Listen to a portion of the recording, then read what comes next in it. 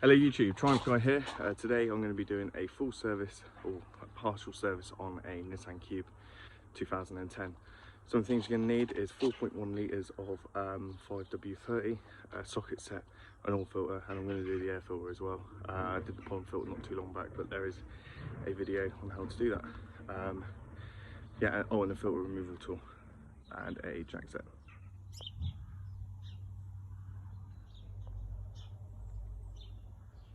Firstly, locate your oil filler cap, which is here, and then just undo it. What you can do then is just place it on top. This then means that there's no vacuum. Now a lot of people flush their vehicles beforehand, but to be fair, on this one I didn't get the oil flush in time and it does need it. So grab your 14mm spanner, got the pan ready, and it's literally just that bolt here.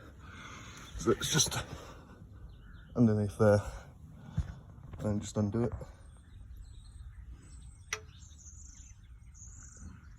Whilst that's draining, a good idea would be now to do air filter. So it's just 2 clips here. I've undone them for video purposes. Pull this out, put that up there, and take this box out. As you can see, it's pretty minging. You don't get this new filter wet, and all you do is you push this old one from the bottom. Then pull it out like so, put that there, strap it down, put the new one in, and then it goes in that way into it. What I do now is I use some fresh oil and just put a tiny bit through, just to try and flush the remainder of the stuff out.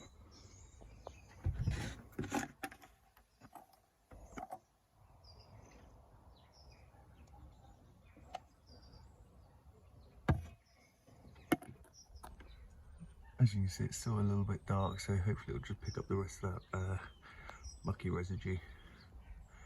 There we go, it's starting to get a bit clearer now. Once that's stopped dripping, you are to go underneath here. Just in front there's a filter. Best filter removal tool for this job, because it's a little bit, because of this thing here, is a belt removal tool.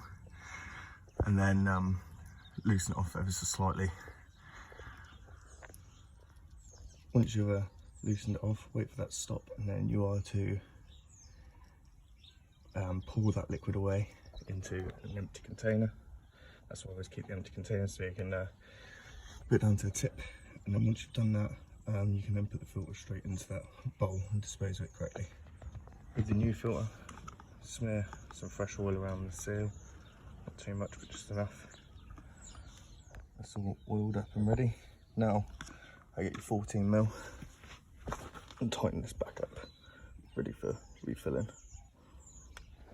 Right, now that's on, unscrew the oil filter and then put it into your little pot here.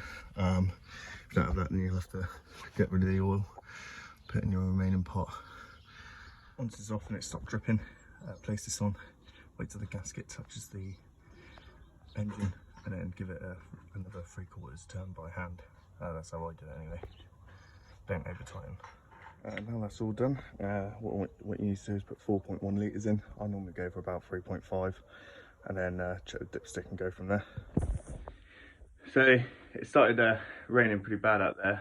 However, basically you just top it up, check the dipstick, wait a bit, check it again until it's at the required level. Now, a couple of tips now.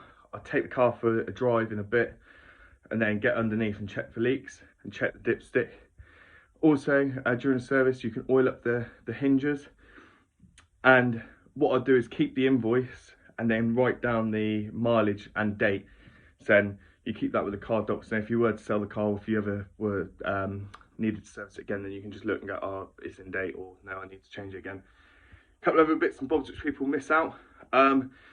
Check the with certain cars, if it's got a timing belt, make sure that that is within date, so normally 90,000 miles or so many years.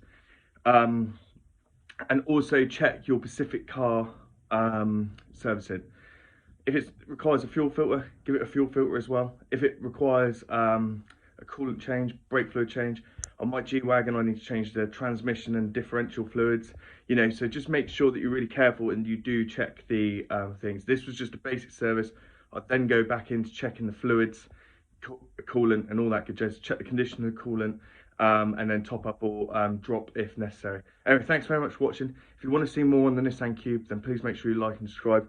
Also, I'll do other cars, so I've got my classic G-Wagon, my classic Triumph Spitfire, and I've also will be doing friends' cars as well, and I've done my previous cars on there. So big mixture of cars. Any questions, please drop in the comments, and I'll see you soon.